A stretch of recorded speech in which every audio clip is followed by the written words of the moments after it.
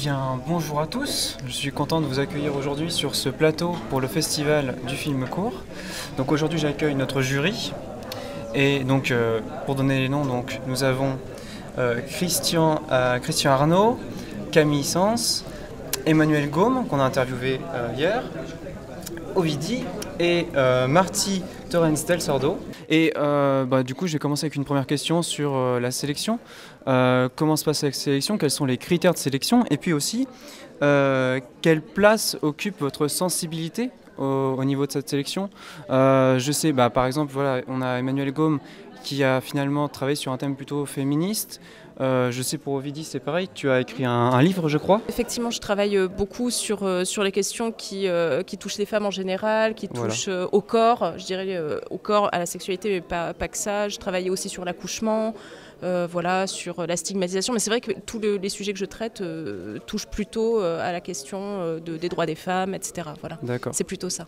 Et donc voilà, par exemple ça c'est un exemple, mais est-ce que tous ces engagements personnels, est-ce qu'ils vont se retrouver aussi peut-être dans votre façon de sélectionner les films? Est-ce que ces sensibilités jouent aussi? Alors on les a pas sélectionnés nous les films, hein. On vient les regarder. Mais vous êtes jury, donc vous allez allez les juger en tout cas. Voilà. Ouais, les juger, j'aime pas trop ce mot-là, tu sais, oui. je pars toujours du principe que quand les enfants, tu leur poses la question de savoir ce qu'ils veulent faire quand ils sont plus grands, ils te disent jamais je veux devenir critique. Hein. Tu vois, c'est vraiment le métier le pire, un critique. Enfin, moi je trouve, c'est un métier très compliqué. Non, on vient là pour justement nous rendre compte de la diversité de ce qui est produit, rencontrer des auteurs, rencontrer des réalisateurs, rencontrer des histoires, rencontrer des parcours. Moi, c'est juste la curiosité. J'ai hyper hâte d'être à tout à l'heure et de voir plein de films pour voir ce qu'on fait aujourd'hui, ce qui est produit aujourd'hui. C'est ma curiosité qui m'amène là.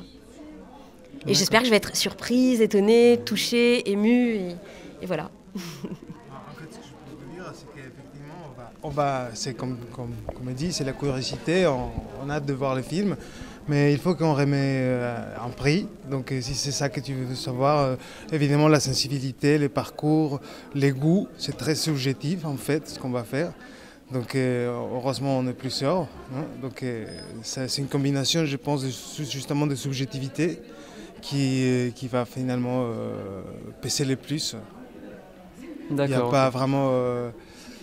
dans le cinéma est si divers, si riche, pour pouvoir avoir des canons spécifiques pour dire ça c'est bien, ça c'est pas bien. Donc, pour moi c'est surtout le goût, hein, pour être honnête. Je remarque un truc dans la sélection, c'est que je vois qu'il y a 17 films qui sont présentés cet après-midi. Les organisateurs vont me contredire ou pas, mais sur les 17 films, je vois qu'il y a 5 courts-métrages qui sont réalisés par des femmes.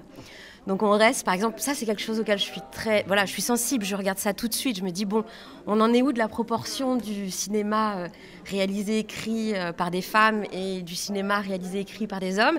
Et je me rends compte que dans une compétition de court-métrage en 2019, on en a encore à avoir des proportions de place des femmes dans le cinéma qui est moyenne, on va dire, pour pas dire faible. Après, on est la proportion de femmes cinéastes, c'est sur l'ensemble de la sortie des films, je crois qu'il y avait une stat qui est sortie, c'était 18-20%, quelque chose max, comme ça, max. Ouais. C'est 10% télé et à peu près 20%. Donc on va leur accorder d'être un petit peu plus au-dessus. Oui, mais ça veut dire que ça suppose de la part des organisateurs de festivals d'avoir une curiosité poussée vraiment loin, c'est qu'il faut aller chercher les femmes qui réalisent des films, puisqu'on sait à quel point c'est difficile pour elles d'accéder à la compétition, donc il faut aller les chercher, et voire même initier dans les régions, tout ça, des... Il y a quand même dans cette... D'autant qu'elles sont très nombreuses dans les écoles. Oui, et dans les jurys.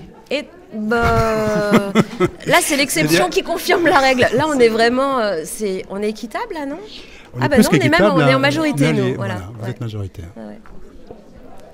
Après, c'est vrai que vu que c'est du court-métrage, souvent on remarque quand même qu'il y a plus de femmes réalisatrices là où il y a le moins d'argent, en fait, concrètement. Ah oui. Donc dans le documentaire, dans les courts-métrages, ou alors dans certains films dits d'auteurs ou intimistes, comme on dit, etc. Parce qu'en fait, c'est là où il y a le moins, souvent où il y a le moins d'argent, c'est là où proportionnellement il y a plus de réa. Mais dès qu'on commence à aller vers les blockbusters, là, il n'y a plus de femmes du tout. Là, ça disparaît complètement. Ce qui est intéressant, c'est qu'il y a 2 jours, on a eu une sélection des films du Festival d'Annecy d'animation. Et l'ex-patron du festival était là pour présenter cette sélection. Et c'était très joli parce qu'il disait, vous avez vu, c'est étonnant, le corps a une place très importante dans cette sélection. Et j'étais assise et je me disais, mais a-t-il remarqué que dans cette sélection, justement, il y a beaucoup de femmes réalisatrices qui ont présenté des films. Et donc, du coup, la place du corps, effectivement, était présente dans les films parce que c'était des films réalisés par les femmes. Et d'un coup, je me suis dit, c'est merveilleux parce que quelque part, elles vont ouvrir une porte aux hommes qui ont tellement de difficultés à aborder les choses de l'intime. Et je me suis dit, avec ça, on a l'espoir de voir des films émerger à l'avenir, à la fois dans le cinéma d'animation, mais aussi dans le cinéma, peut-être un nouveau regard, une nouvelle approche du masculin dans l'écriture et la réalisation. C'est ce que vous dites sur la présence des femmes sur le festival. C'est vrai, ça dénonce, ça montre effectivement à quel point c'est pas, disons, équilibré, non, la relation. Mais finalement, on va voir des films. Peu importe s'ils sont réalisés par une femme pour voir des ou pour un homme. Oui, bien sûr. Non, mais je veux dire, c'est vrai qu'on constate avec ça la situation, pas seulement dans les cinémas, mais dans la société. Ce discours-là, on pourra l'avoir quand on aura autant de films de femmes que d'hommes. À ce moment-là, effectivement, évidemment qu'on s'en fout de savoir si c'est un homme ou une femme, mais en même temps, je ne suis pas si sûre que ça.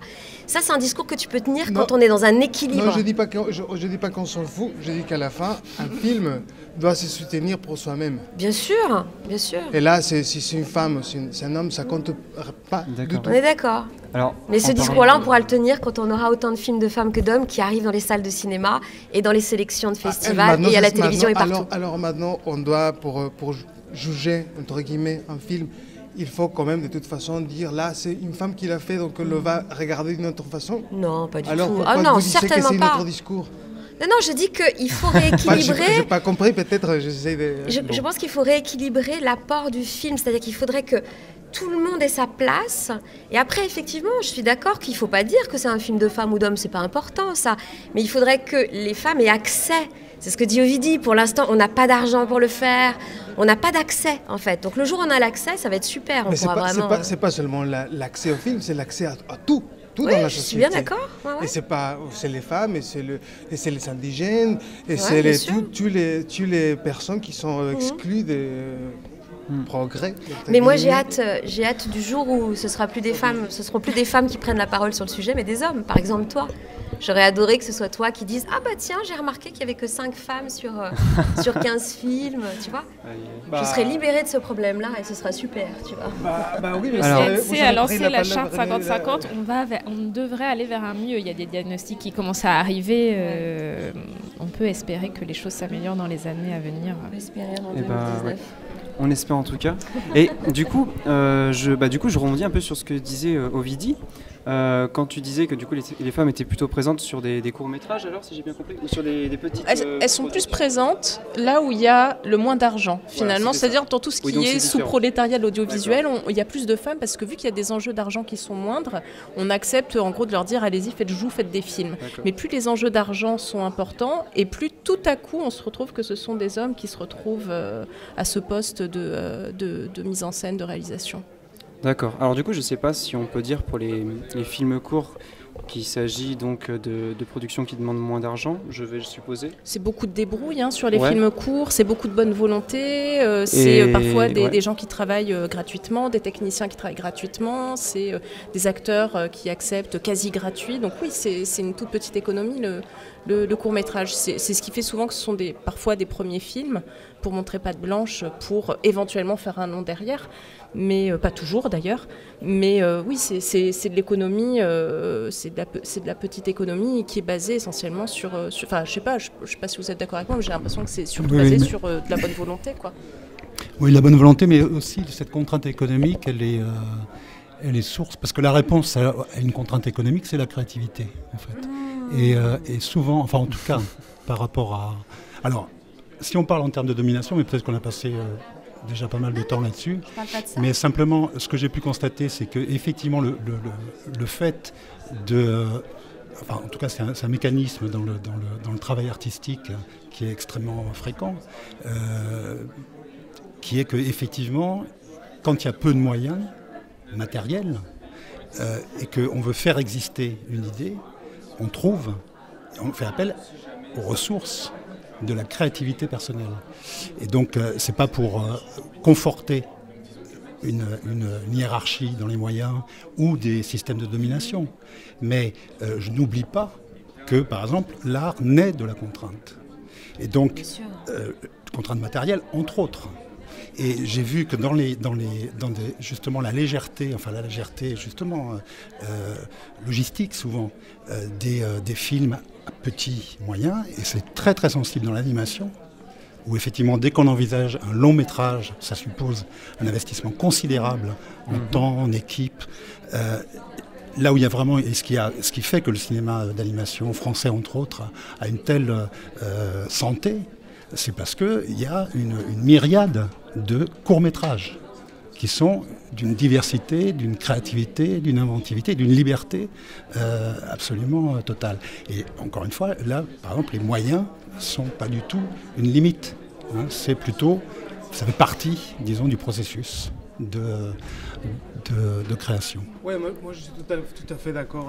En fait, je pense que justement ces façons de production, de petits budgets, ça fait partie de la singularité de court-métrage en fait. Voilà. Quand je vois un court-métrage et que je vois cette grande production, parce qu'il y en a des courts-métrages qui sont vraiment des petits longs-métrages, pour moi ça manque quelque chose justement. Quelque chose dans le court-métrage qui fait quelque chose que tu peux faire vraiment avec peu d'argent. Quand tu vois un court-métrage ça coûte je sais pas combien d'euros, tu dis bon, est-ce que tu aurais pu faire un long-métrage plutôt, non? À condition que ça ne contribue pas à la paupérisation générale des métiers, ni de l'écriture, ni de... Voilà. Parce que travailler gratuitement, c'est bien quand on a 17 ans, 18, puis après, il faut pouvoir payer les gens, quoi. C'est vraiment très important. On est d'accord, hein? Il ne faut pas que ça devienne le leitmotiv de... Voilà, travaillons gratuitement, ce sera meilleur, quoi. Non, mais absolument pas question de travailler gratuitement. Ça, c'est entendu. Tout travail doit être payé, c'est entendu. Ouais. Ça, c'est acquis. Et malheureusement, on est d'accord qu'il y a beaucoup de paupérisation dans nos métiers. Hein. Oui, l'écriture est rarement prise en compte, le développement, il y en a très peu. Il faut qu'on se batte, quoi, tous ensemble, justement, pour pouvoir travailler dans des conditions minimum justement, du coup, de développement, quoi. C'était à la base l'objet de ma question. En effet, il y a une vraie différence du coup entre long métrage et court métrage qu'on a exploré là. Et une autre question qui me vient maintenant, c'est est-ce que le court-métrage ne devrait pas être plus mis en avant dans les établissements scolaires pour tout ce potentiel créatif, et parce que c'est vrai qu'on évoque pas mal les longs-métrages aussi. Donc, Alors, je suis pas sûre que ce soit une question de forme, donc de durée. Par contre, le cinéma vers les publics scolaires, oui, c'est sûr. À l'échelle, nous, du festival à Poitiers, on a un très gros volet d'éducation à l'image, donc avec des enfants qui viennent de l'école primaire jusqu'au lycée, découvrir du court-métrage, ce qui leur permet et de voir des formes artistiques différentes de ce qu'ils peuvent voir à la télévision ou même quand ils vont au cinéma. D'aborder des sujets qui ne sont pas forcément abordés à l'école ou dans les cours de récré. Et peut-être de faire naître des vocations plus tard ou des volontés créatives, des envies de s'exprimer. Après, je ne sais pas si plus le court-métrage. Le court-métrage peut permettre, disons, en le même temps, de montrer une diversité de propositions. D'accord, ok. Donc, aussi, à notre tablée, on a pas mal de réalisateurs. Donc je me disais peut-être que certains d'entre vous ont même très certainement eu à être de l'autre côté du coup, à eux-mêmes aller à des festivals, à être compétiteurs. Et maintenant en fait, qu'est-ce que ça vous fait de vous retrouver jury, sachant que vous avez déjà peut-être été jugé pour vos réalisations, même si, bon, disons pas jugé, mais vous avez des curieux qui sont venus regarder ce que vous avez fait. Alors, comment on vit ça ? Franchement, je sais pas vous, hein, mais peut-être plus d'indulgence, plus de bienveillance vis-à-vis de ce qu'on regarde, parce que justement, on s'est déjà retrouvé dans cette situation où on a été sélectionné, où jusqu'au bout, on s'est dit qu'est-ce que ce prix aiderait le film, qu'est-ce que ça nous ferait du bien, etc., etc. Et puis parfois, voir les prix passer devant nous, on comprend pas trop pourquoi. Donc voilà, il y a des, parfois, on entend des critiques qui sont juste pas justifiées. Donc je me dis voilà, être juste bienveillant vis-à-vis de tous les films qu'on regarde, prendre en compte parfois les conditions de tournage, parce que certes il y a la créativité, mais aussi prendre en compte les conditions de tournage dans lesquelles ça a été fait. Voilà, regarder ça avec bienveillance et se poser une seule question qui est est-ce que le film me touche, est-ce que le film me touche pas, est-ce que ça provoque une émotion. Voilà quoi. Mais en essayant de ne pas partir avec des a priori, pas se dire ah ce sujet-là il a déjà été surtraité, oh là là, nanana. Enfin voilà, essayer d'être plus bienveillant possible. D'accord, ok. Puis après, ce qui est super, c'est que c'est des choix qu'on fait entre nous aussi. Donc il y a la discussion. Ouais. Et parfois la discussion, c'est génial d'ailleurs, peut nous faire basculer entre deux films, nous faire sortir un peu justement de notre zone de confort et de se dire bah oui effectivement là il se passe quelque chose que peut-être j'ai pas vu. Ou... Ça je trouve ça super agréable dans les jurys. C'est de pouvoir partager après, discuter et choisir ensemble finalement, surtout quand il y a un prix à remettre. Mais je suis d'accord avec toi, Ovidie, c'est vraiment... Ouais, on va avoir des mentions. Mais c'est on n'est tous pas d'accord. La bienveillance, quoi, évidemment, quoi. Quand on est amoureux du cinéma, on a envie d'être bienveillant avec les œuvres des autres, quoi. C'est tellement fragile, c'est tellement dur de faire un film que... Oui, en fait, voilà. C'est délicat de trouver justement ce qui est, comment dire... Chaque film a chaque chose appréciée. Il y a un film qui te dit apprécie-moi pour ça, apprécie-moi pour ma production.